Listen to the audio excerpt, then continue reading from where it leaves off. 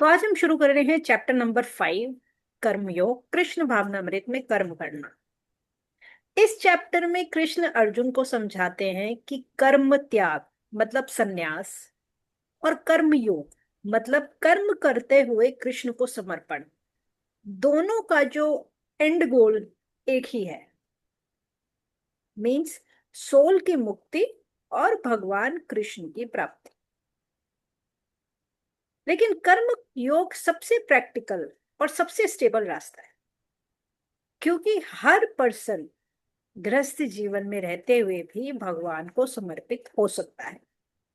जैसे आप और हम लोग हैं, हम गृहस्थी में हैं, क्योंकि 4 योग होते हैं जिसमें से एक गृहस्थ आश्रम हो, 4 आश्रम होते हैं जिसमें से गृहस्थ आश्रम। तो गृहस्थ आश्रम के कुछ नियम होते हैं। तो इस चैप्टर में भगवान वही कर्म योग के बारे में बता रहे हैं जो गृहस्थों के लिए भी है और सबके लिए एक ही जैसा है। सबसे पहले लेकिन हमें समझना होगा कि त्याग और कर्म का अंतर क्या है। कुछ बुलेट पॉइंट्स हैं, इन्हीं बुलेट पॉइंट्स पे ये चैप्टर बेस्ड है। इस त्याग और कर्म के अंतर के बारे में कृष्ण भगवान कहते हैं कि सिर्फ कर्मों का त्याग मतलब कर्म ना करना ही मुक्ति का रास्ता नहीं है। असली त्याग तो तब होता है जब कोई पर्सन अपने कर्मों का फल कृष्ण को समर्पित कर देता है। मतलब मैं कुछ नहीं करता, सब कृष्ण के लिए करता हूं। तो यहां भाव बदल गया। तो ये हो गया सही कर्म। कर्म करते हुए भी आपको रिजल्ट की आसक्ति नहीं है, आप उससे परे हो। ठीक है। अब सन्यासी का सरल अर्थ क्या होता है, एक्चुअल मीनिंग क्या होता है सन्यासी? जो पर्सन इच्छा और फल की आसक्ति छोड़ देता है वो ही असली सन्यासी होता है। सन्यासी वो नहीं है जो गेरुआ वस्त्र पहनकर बैठा हुआ है, तिलक लगा के बैठा हुआ है तो वो सन्यासी है, नहीं। वो अपनी सारी डिजायर्स को और अपने जो भी वो काम कर रहा है उसके जब रिजल्ट्स को सरेंडर कर देता है तो वो सन्यासी कहता है। सिर्फ भिक्षा मांगकर जो जंगलों में जाते हैं या जो भिक्षा मांगते हैं वो सन्यासी नहीं है, बल्कि मन से जो निष्काम कर्म करता है और कृष्ण के लिए समर्पित रहता है वो सन्यासी है। ठीक।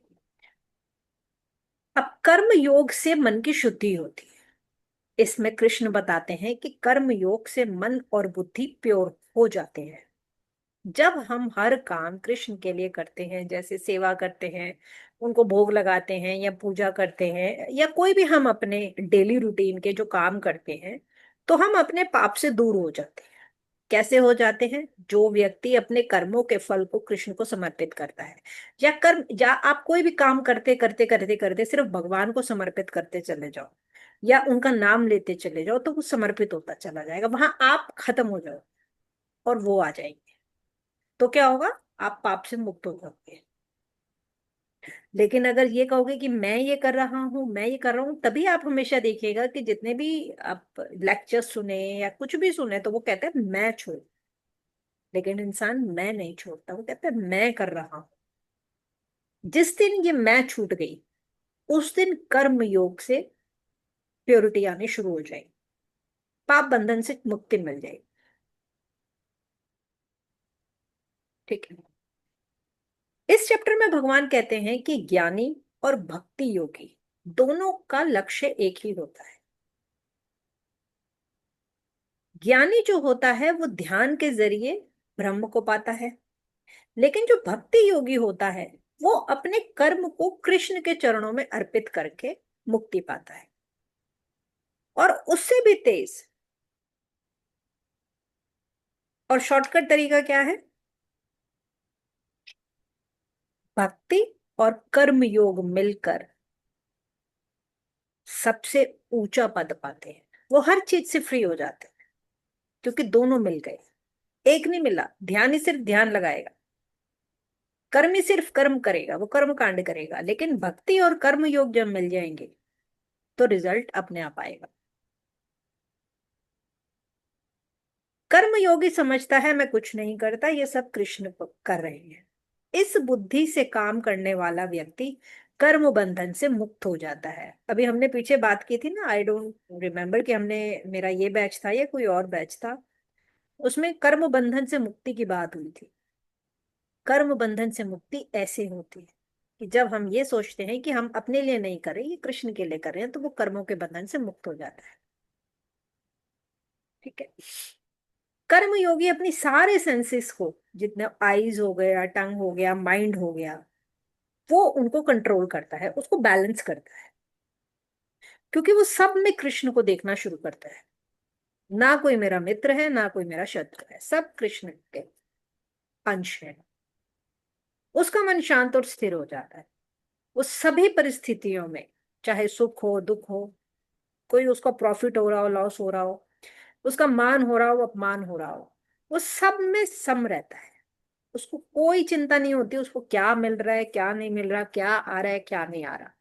बस इतने में खुश रहता है कि जो आ रहा है उतना ठीक है।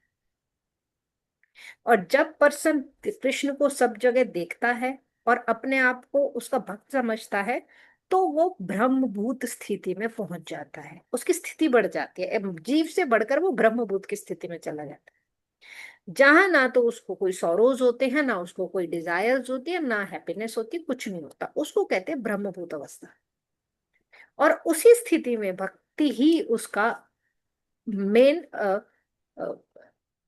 रिजल्ट बन जाता है। वो सिर्फ भक्ति करता है और कुछ नहीं करता। वो होती है ब्रह्मभूत अवस्था। ठीक है। जब पर्सन अपने कर्म का फल कृष्ण को अर्पित करता है तो उसको बहुत शांति मिलती है, वो एक स्टेज आ जाती है। ठीक है। लेकिन जो अपने कर्मों के फल का भोग अपने लिए चाहता है, वो हमेशा बंधन और दुख पाता है।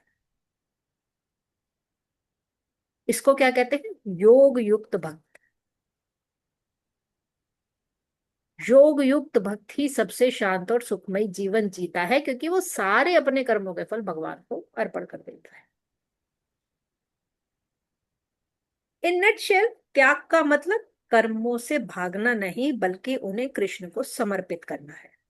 हर कर्म कृष्ण के लिए करना चाहिए, बिना रिजल्ट के, बिना आसक्ति के, बिना ईगो के।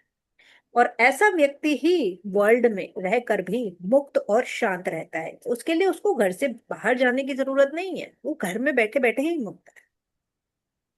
और कर्म योग से ही ज्ञान और भक्ति दोनों सफल होते हैं। ठीक है। तो अब हम मेडिटेशन शुरू करते हैं। कर्मयोग। आपको पता चल गया कि इस चैप्टर का सार क्या है, क्या इसमें भगवान बताना चाहता है। This is the essence. सिर्फ इतना है, बाकी आप पूरा चैप्टर पढ़िएगा, आपको समझ आ जाएगा। और इसमें जो सबसे इंपॉर्टेंट श्लोका है, दैट इज 5.29।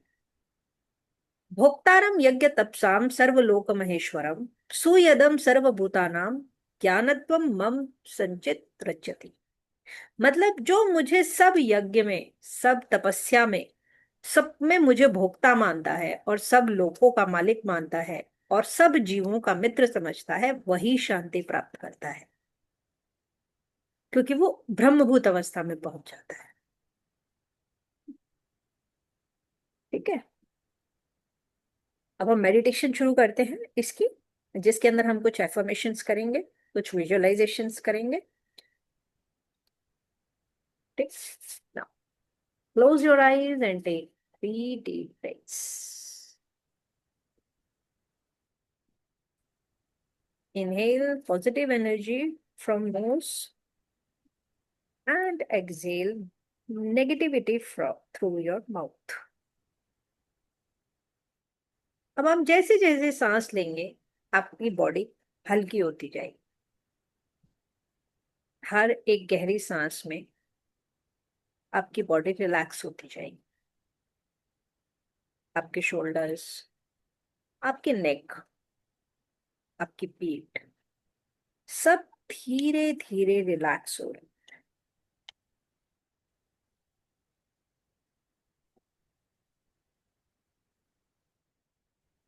आपकी थाइस, नीज, कफ मसल्स, टोस, उन सबको ढीला छोड़ दें। वहां जितना टेंशन है, स्ट्रेस है, वो सब रिलैक्स हो रहा है। Relax, relax and relax.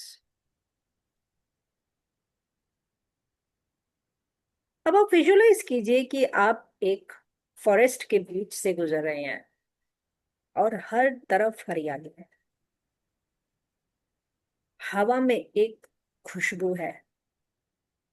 और जैसे जैसे आप अपना स्टेप आगे बढ़ाते हैं, आपको एक बहुत प्राचीन आश्रम दिखाई देता है।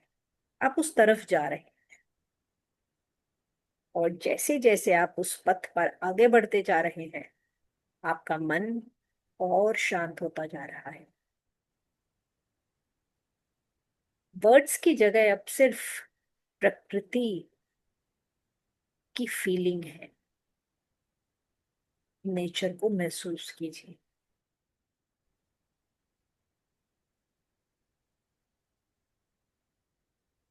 अब आपको थोड़ी देर आगे जाके दिखाई देता है एक बहुत सुंदर आश्रम, जहां एक योगी ध्यान में लिप्त है। वो योगी अब अपनी आंखें खोलता है और आपको एक स्माइल के साथ बुलाता है।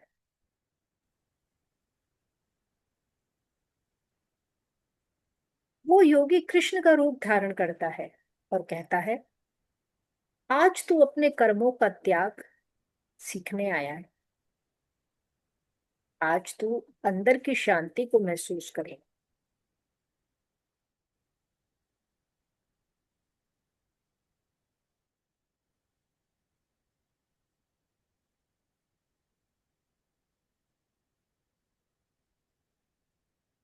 कृष्ण कहते हैं, आज तू आसक्ति से परे होकर कर्म करेगा। आज तू मुझ में समाएगा। आपका मन अब पूरी तरह से तैयार है उस नॉलेज को ग्रहण करने के लिए, अपने असली रूप में जाने के लिए और कृष्ण के साथ एक हो जाने के लिए।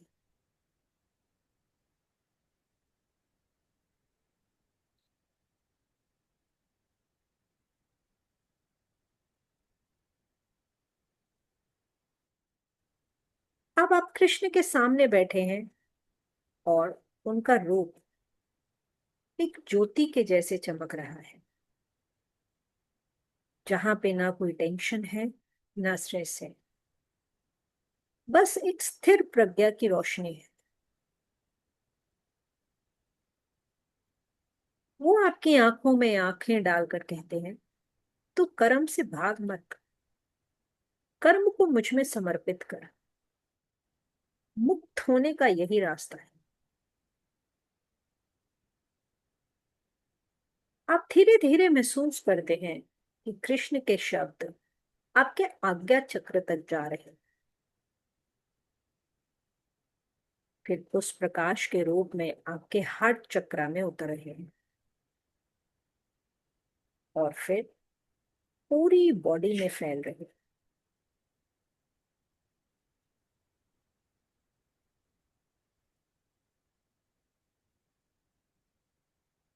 अब विजुलाइज कीजिए कि आप एक दीपक के पास बैठकर ध्यान में लिप्त हैं।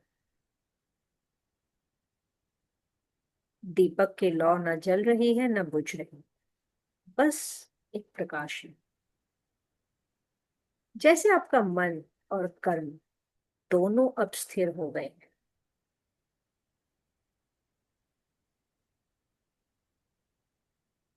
कृष्ण अपना हाथ आपके सिर पर रखते हैं और कहते हैं, तू करता नहीं, तू तो बस साधना का माध्यम है।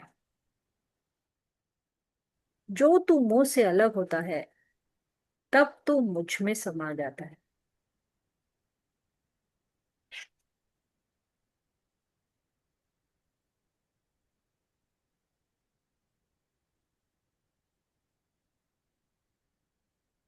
कल्पना कीजिए, कृष्ण अब आपके अंदर प्रवेश कर चुके। उनकी रोशनी आपके हृदय में एक कमल बनकर विराजमान है। उस कमल से एक एक पंखुड़ी खुल रही है और हर पंखुड़ी में लिखा है त्याग, सेवा, शांति, योग।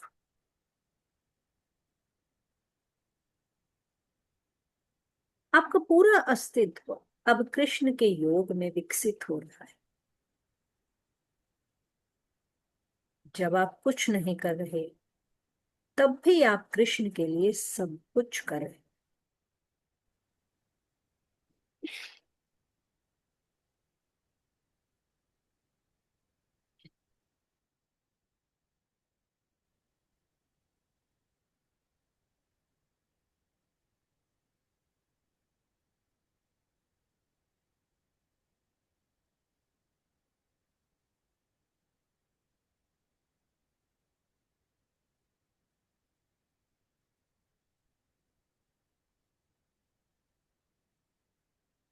कृष्ण कहते हैं कि जो व्यक्ति मन से कर्म त्याग कर देता है, वो सुखी होकर अपनी देह में रहकर भी कुछ नहीं करता।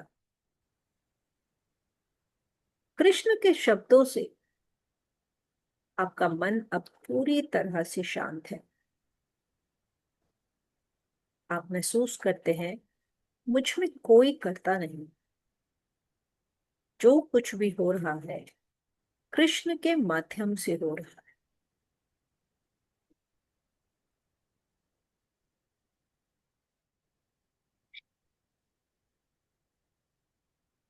कृष्ण कहते हैं तू सिर्फ दृष्टा बन जा और कर्म कृष्ण अर्पण बन जा।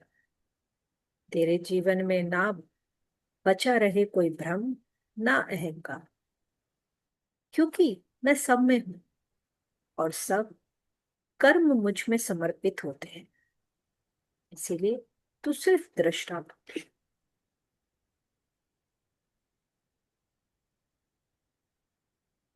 अब विजुलाइज कीजिए, आपके सामने एक खिलता हुआ पद्म है और उस पद्म पर आपका चेहरा दिख रहा है।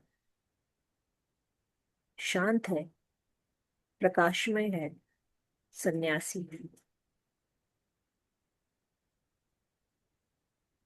कृष्ण कहते हैं ये तो कौन है? ना पाप का भाग, ना पुण्य का मुंह। तू बस योग में स्थित एक साक्षी है और यही तेरी मुक्ति है।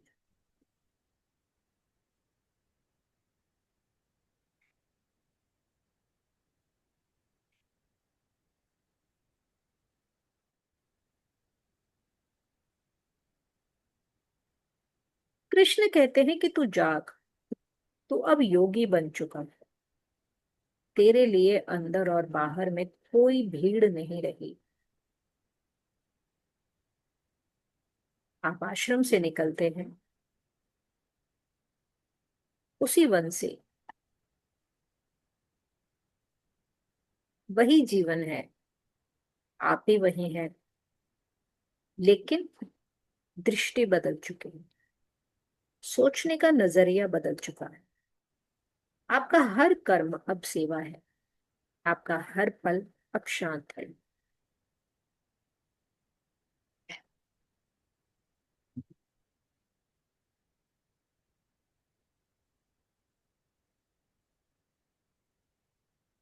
जब तुम मुझ में सबका कर्ता, सबका अंतर्दृष्टा मानते हो, तब तुम्हें शांति प्राप्त हो। अब आप धीरे से अफर्म कीजिए कि मैं मुक्त हूं, मैं सेवक हूं, मैं कृष्ण का योगी हूं।